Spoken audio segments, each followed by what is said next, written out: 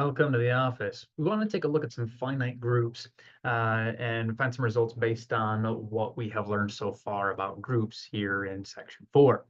So let's try to write down some notes. Now, groups. Let's let G be a group with one element. Well, there's not much to do there. If I want to create a table, that element has to be E, right? Every group has identity. So E star E is E. Wow, okay, you're done. So one element group, boom. Can it look any different? No. Right, we talked about isomorphic binary structures earlier. So if I want to talk about a different group with only one element, well, it's a group. So that element is the identity and you're done. They're all the same. They're isomorphic. Okay.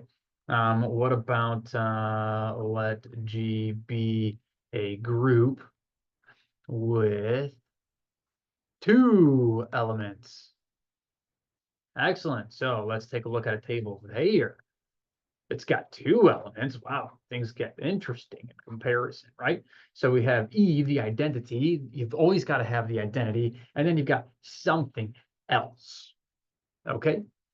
So E star E is E, of course it is. E star A is A, and A star E is A, right? Just because of the definition of an identity. Now we have to have an inverse, right? Since I have something that's not the identity, that thing has to have an inverse.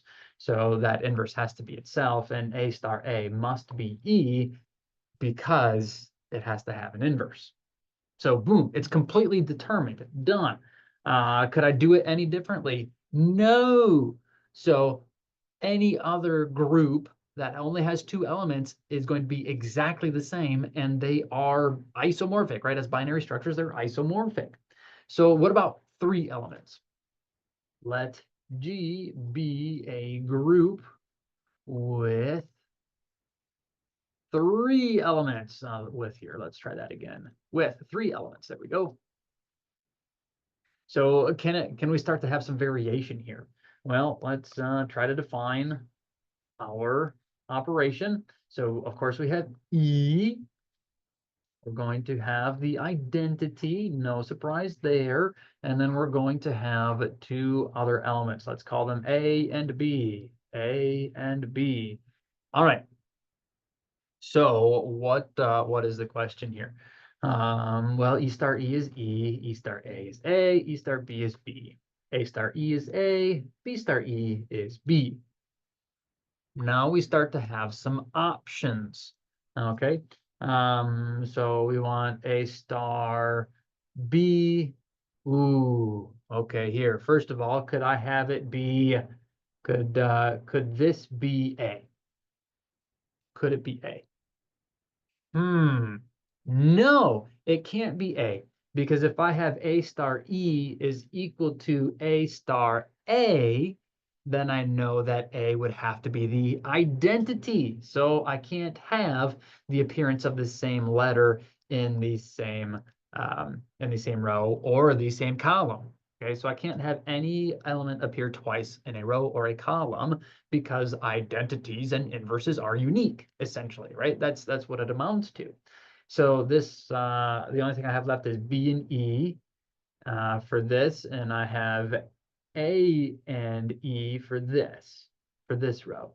But this, right, I can't have A and I can't have A, so that's not A. This one can't be B, so this one has to, this can't be A, this can't be B, so that has to be E, and this has to be B. Has to be. Don't have any options because I can't have repeats. All right, so in this row, I can't have any more B's, so this cannot be B, and this cannot be B, but this can't be B, and this one can't be A, right? Can't be B, can't be A, has to be E. Well, I already have B and E both here, so really, I mean, I know this has to be A. No options, none whatsoever. So how many different groups with 3 elements are there? 1.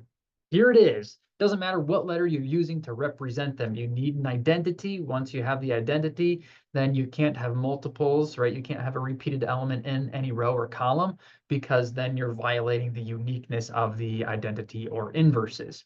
Okay, so you have to have this scenario. So there's only one group with 1 element. There's only one group with 2 elements. There's only one group with 3 elements. And really, we say this, there's only one group up to isomorphism because, yeah, you could use different letters to represent it, but effectively they're the same group because they have the same structure.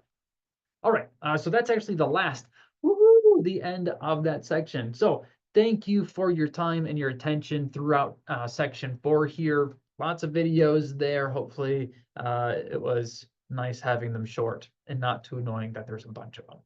Again, have a great day. Check out videos for section 5. I'll see you guys in the classroom a little bit later.